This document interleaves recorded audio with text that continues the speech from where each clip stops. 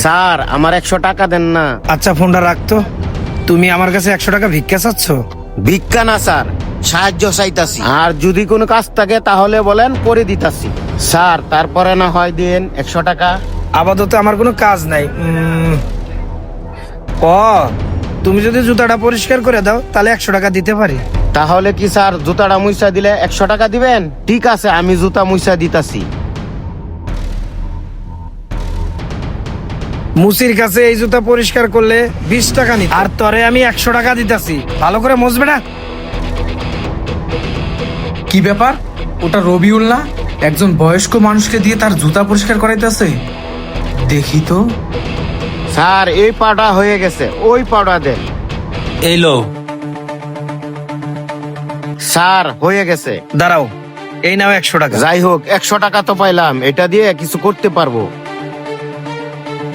এই রবিউল ভাই, কিছুই তো বুঝলাম না। ওই লোকটাকে 100 টাকা দিলেন জুতা পরিষ্কার করায়া? ওই লোকটা আসছিল আমার কাছে কাজ খুঁজতে, আমার কাছে কোনো কাজ নাই, তাই জুতা পরিষ্কার করাইয়া 100 টাকা দিয়ে দিলাম। আপনার কাছে কাজ নাই সেটা আমি বুঝলাম, তাই বলে আপনি একটা লোককে জুতা পরিষ্কার করে 100 টাকা দিবেন? আপনি চাইলেই তো এমনিতেই ওনারে 100 টাকা দিয়ে সাহায্য করতে পারতেন। হ্যাঁ আমি ওরে 100 টাকা দিতে পারতাম, কিন্তু আমি ওরে কাজ না করাইয়া ফ্রিতে 100 টাকা কেন দেবো? একটা মানুষ কতটা অসহায় হলে মাত্র 100 টাকার জন্য এভাবে জুতা পরিষ্কার করায় দেয়। অন্তত এই জিনিসটা তো আপনি বুঝতে পারতেন, তাই বলে আপনি ওই লোকটাকে দিয়ে জুতা পরিষ্কার করাইলেন। এই আমার টাকা আমার জুতো, এখানে কারো জ্ঞান শুনতে বসি নাই। আমার লগে একজন দেখা করতে আইবো, তুই মুড নষ্ট করিস না, তুই যা এখান থেকে সর। আচ্ছা ঠিক আছে, তবে মানুষকে আপনি মানুষ মনে করলেন না। এই যা যা, কাম নাই আলগা জ্ঞান দিবে রেছে। এ ভাই এদিকে আসেন। কি হয়েছে ভাই?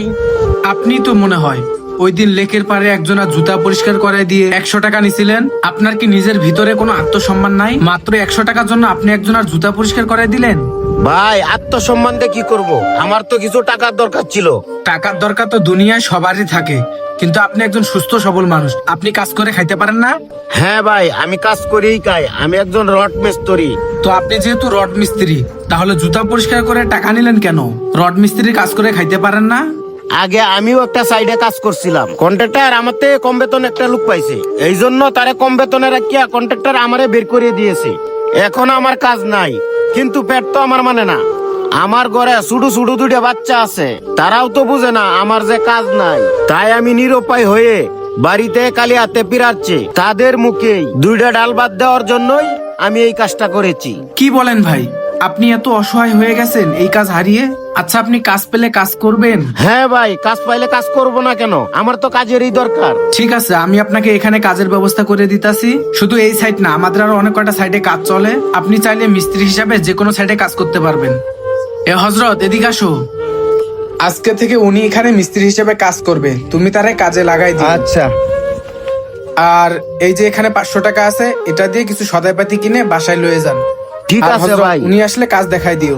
আচ্ছা তাহলে গেলাম ভাই। আচ্ছা, একটা মানুষ কতটা অসহায় হলে নিজের ফ্যামিলির মুখের দিকে তাকিয়ে সামান্য কিছু টাকার জন্য অন্যের জুতা পরিষ্কার করায় দিতে পারে। একটা কথা বলি কি ভাই, যদি আপনার হাতে টাকা পয়সা থাকে তাহলে এরকম অসহায় ফ্যামিলিকে সাহায্য করার চেষ্টা করবেন, দেখবেন তারা মন থেকে আপনার জন্য দোয়া করবে। আর গাইস, ভিডিও ভালো লাগলে অবশ্যই like comment share. Thank you so much.